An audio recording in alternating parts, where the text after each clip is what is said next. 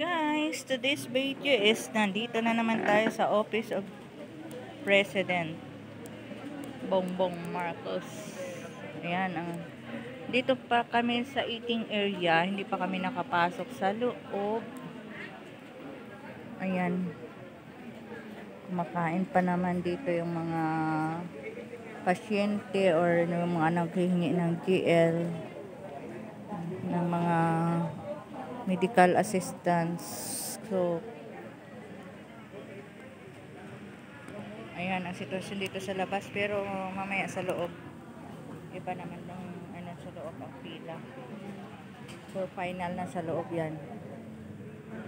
Office of the President, Malacanang po kami.